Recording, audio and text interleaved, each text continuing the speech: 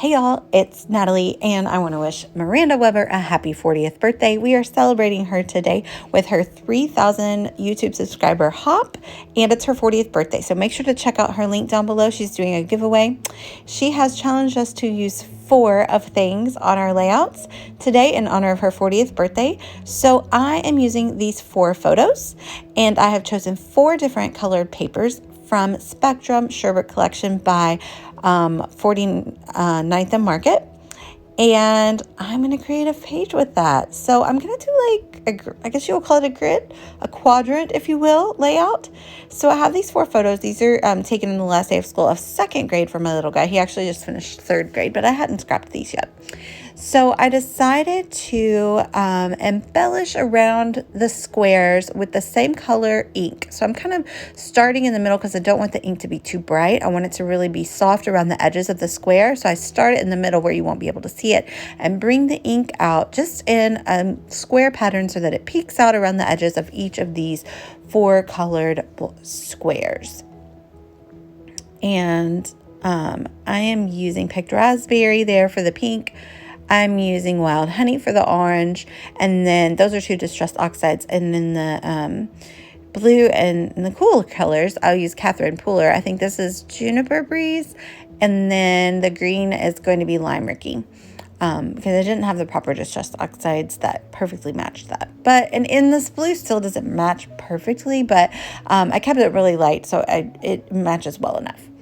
But yeah, I'm just kind of using my Catherine Pooler brushes to kind of bring that out. And you can see the middle looks kind of messy, but that's okay because that will be covered up by the square. I just wanted it to peek around each edge. So now I'm going to just stress each of the papers really rough. I like it really dimensional and very messed up, just like, you know, that paper kicked your puppy or something. You just want to go at it and just tear it up, right? Then I decide to ink it up. So I use the same color inks that I, brushed on the background and ink up all the edges of the paper. So that really helps it stand out. Now I'm using the Spectrum Sherbert leaves, rainbow leaves, rub-ons, because I love their rub-ons. I'm so obsessed with them.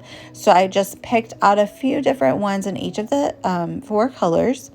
And then I'm going to put the square onto the page to just dictate where I need to stick the leaves so that they stick out really beautifully from under each square. So I start to stick this one down, and then I realize I'm covering up so much of it that I can actually cut it straight down the middle and get kind of 2 uses out of it, since it's just going to be peeking from around the edges.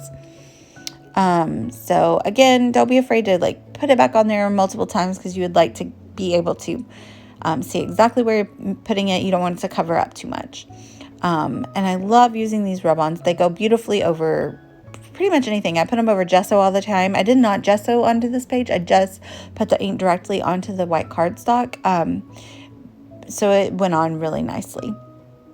And you can tell that they're really good rub-ons because they don't stick to the paper until I actually rub them on. Like earlier, you saw me put it on there, and then I took it off to cut it in half, and it didn't stick until I actually rubbed it on. And so that means to me that it's going to stay really well on these pages. I have used these for a while, and I haven't had any trouble yet, unless maybe you keep your scrapbooks someplace where we get really warm. But otherwise, I wouldn't really be worried about these rub-ons coming off on anywhere else. So I plan to do some sewing, but for now I'm just going to put a little piece of sticky right in the middle of each square when I have decided that I'm done with the rub-ons, just to hold it in place until I decide what kind of stitching I'm going to do. Also, because I don't want to put too much adhesive, because when I am stitching, I don't really want to have to go through some glue. That will really kind of gunk up your sewing needle and your sewing machine, and you don't really want that. I like that little bloom there in the extreme tear on the pink. I'm really happy with how that looks. So I'm just placing them, making sure not to put them in the same position that I put other leaves and other quadrants, because I want it to look random. I don't want it to all look very uniform and all the leaves be sticking out at the same angles and everything behind each colored square. So that is just my mentality behind that, and what I'm thinking when I am doing this. And I also don't want to overlap into any other color. So obviously I don't want to take this green and I don't really add any at the bottom because the pink kind of encroached onto the green space a little bit, and I don't want to put a green leaf into a pink ink square. But I'm super thrilled with how this turned out.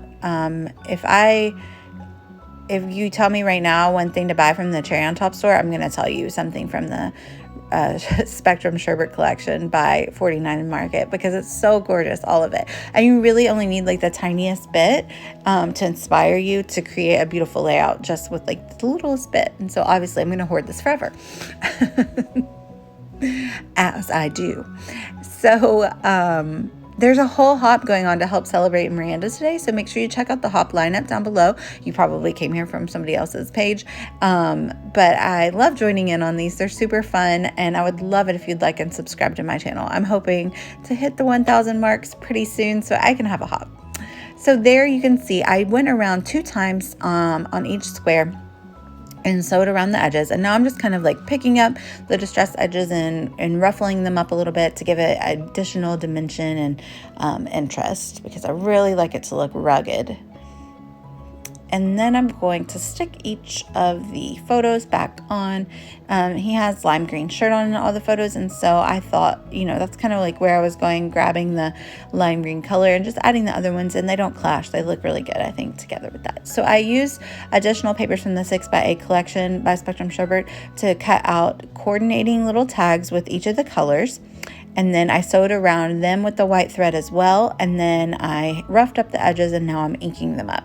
And I plan to do some journaling. I don't do that on screen, and I actually haven't done it yet by the time I take the final photos. I'm just going to do that off screen just later on. But I decided, in addition to embellishing with those tags, I'm going to use this new collection. It's called oh no. What's it called? What are those things called? I don't remember. It's from Catherine Fuller. It's a stamp set. Build a terrarium. That's the word. Terrarium. So I'm going to stamp in each of the 4 colors. And in some of them, I'm going to do like 2nd generation stamping, which is what I'm doing here with this, because I want like a paler color. So I 2nd generation stamped that cacti and then another one as well, I think. So I can have a few different variations of the stamping ink colors when I embellish. So I did some of that blue there, and you can see I'm about to do the 2nd generation as well. And I really like the ghosted effect that I get there. I also got the dies that go with this Build a Terrarium collection. So I run those all through my Sizzix Big Shot and die cut, and I have little like pieces of ephemera when I'm done. And each one coordinates really well with the colors on my page, so I can use that to help embellish. So in each quadrant, I'm going to kind of layer up the tag. Oh, and that other stamp is from that collection too. It says grow your own way, which I thought was a fun little play on like he grew out of 2nd grade, like he's growing up. But I'm going to put the tag in different places and in different directions in each quadrant, just kind of like I did with the leaves on the background, and embellish with each of those little stamps. I also backed all the photos with white cardstock to help them pop off the page and kind of mimic the white background that I have going on there. That's Heath with a 2nd grade teacher. We loved her. I hope my other son gets her when he goes to 2nd grade. And so that's about it. I'm just kind of adding those tags on. I'll add the journaling after I take the photos. And I did put a little piece of ribbon in the same color as each quadrant in each tag, because I don't think a tag is complete unless you add some ribbon. So like I said, it's a hop, so check out all those links down below. Make sure to go visit Miranda. Tell her happy birthday. She's giving away 2 giveaways, one for US and one international. So congrats on reaching 3,000 to you, Miranda, and happy birthday. I added a 2 there. That's die cut from Pink Fresh Studios. Heather Alpha Dies, my favorites. But the 2 is because he was in 2nd grade. And so I'm just sticking down the rest of those stamped ephemera, and that's going to be it. I really love how this page turned out, so I'm really glad for the 4 inspiration. Thank you guys so much for watching. I'd love it if you'd like and subscribe. Check out the links down below. Bye, y'all.